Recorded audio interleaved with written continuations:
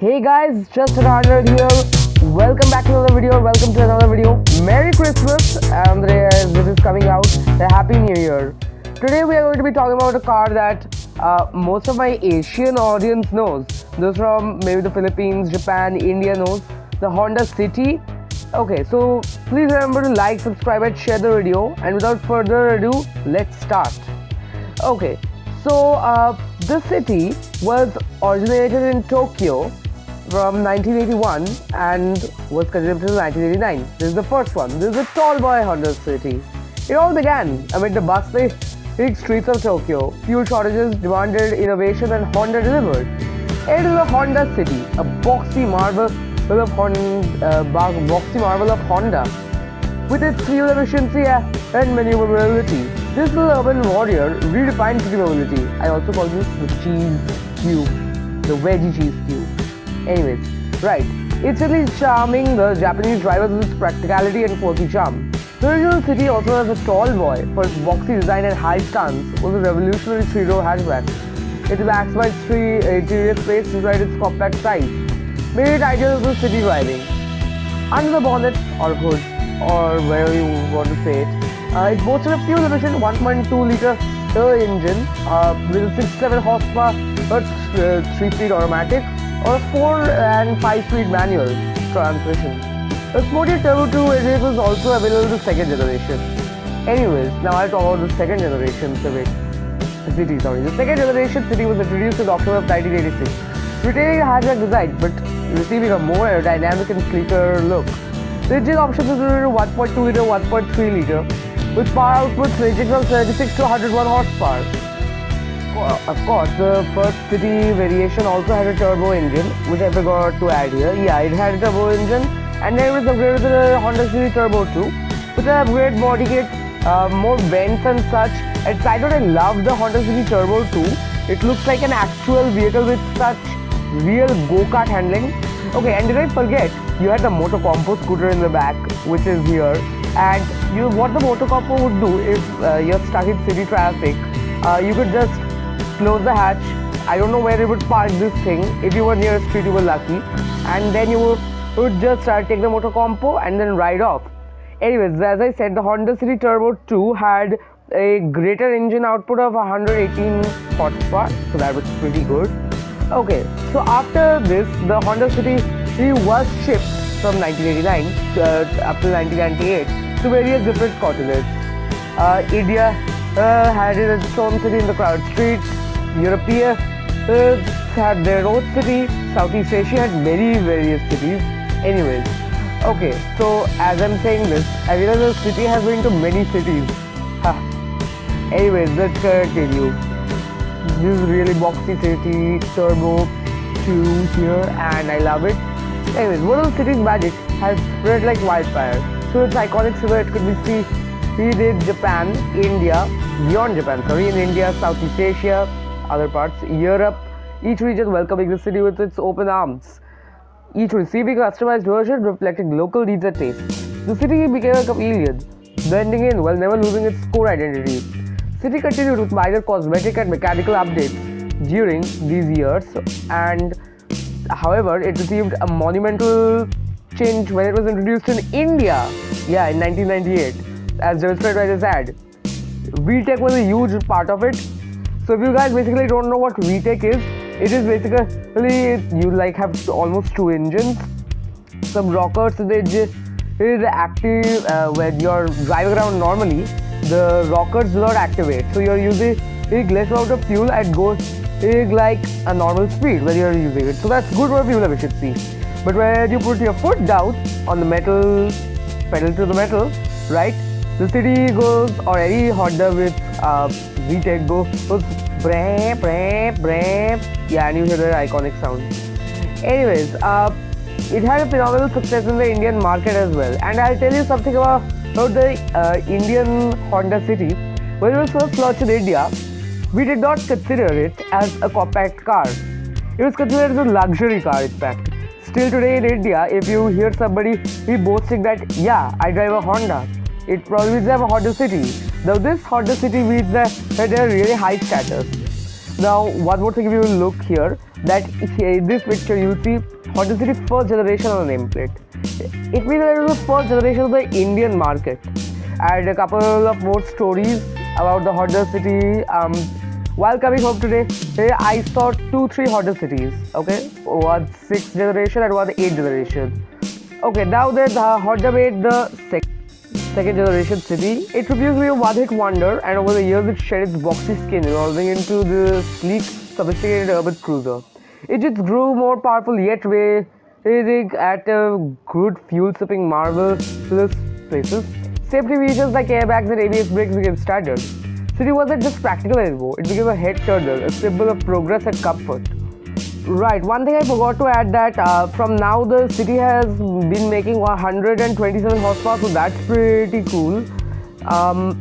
Okay, so the 4th generation City was a pretty cool car. It transformed from a hatchback into a 4-door sedan for the 1st generation as usual. It became very fuel efficient and offered more space from here. And basically, it became uglier as well. I think this generation of cities overall are the most ugliest cities. But hey, that's just me. Anyways, please do not come after me, Indian fans or any fans. The City is a good car. I'm just not saying that it's bad. It's just ugly. Right, this second generation had a 1.3 liter, 1.5 liter for the VTEC variant. It was further solidified its reputation for reliability and driving dynamics, especially in fuel-conscious markets such as India. Now, the Honda City became a global citizen after this. And as you can see, by this time it has celebrated 10 years in India. So, good job, City.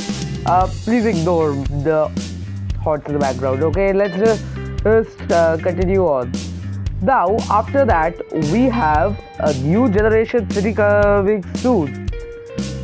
Okay, so the Honda continued on like this from 2002 to 2008, and then we got from 2008 to 2013 a 5th generation City.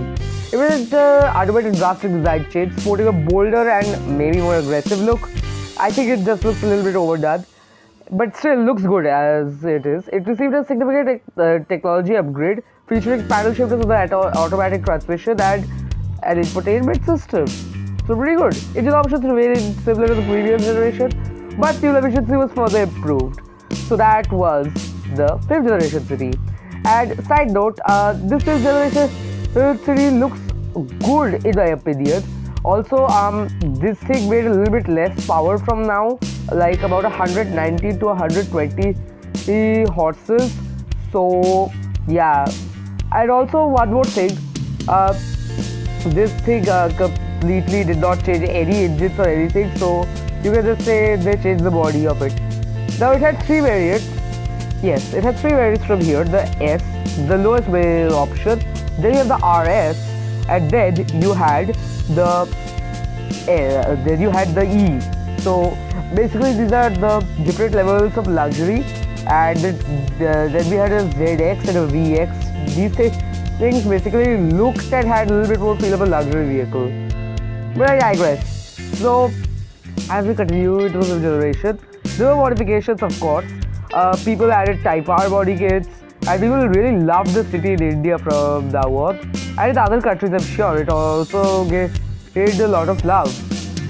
Now, the City also had some, its 2017 after this, this design doesn't look that good. Yeah, this is like I'm forgetting what generation of City is because I like the City, but it's okay, I guess. Right, after this 4th gen, there were some very aftermarket options such as aggressive aero package with front and rear spoilers, side skirts, larger rear wings. No significant performance upgrades. In the 5th gen, Mugen added a kit as well with similar things as lower stance. Okay, not very interesting, but basically just body kits, right? 6th gen also got an RS kit. So there were some regional specific sporty variants, but overall the City did not change much till its newest iteration.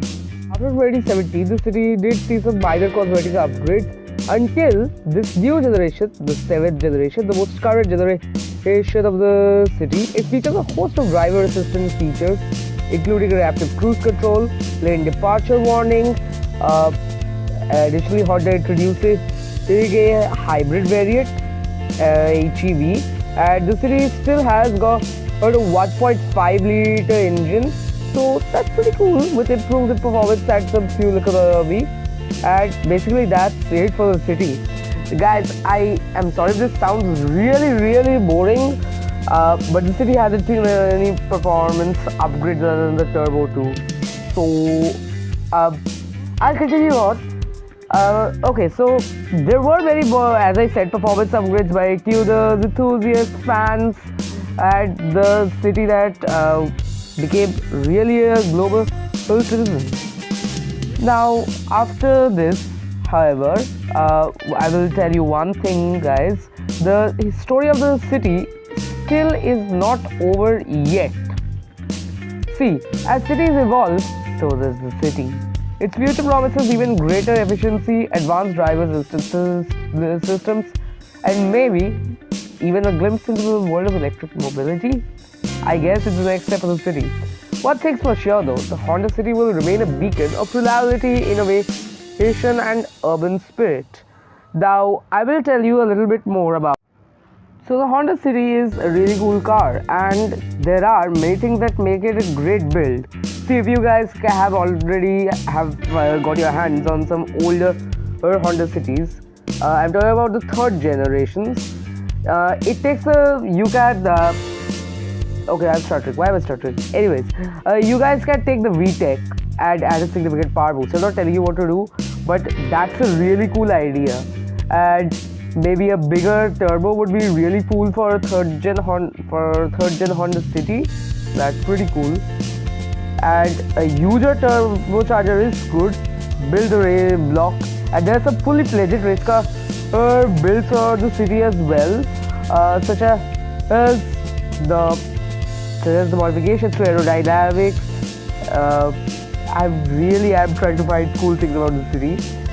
Okay, there are some other types of builds. I guess my favorite type of build for the city would be to drop a K20A 230 horsepower Acura Integra engine into it, then add a big wing, and then take the Honda City for autocross.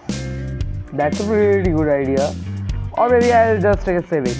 Yeah, just joking. Anyways, so that's pretty cool. And guys, that was the video. Watch out for more videos like this in the future. I'll see you and bye.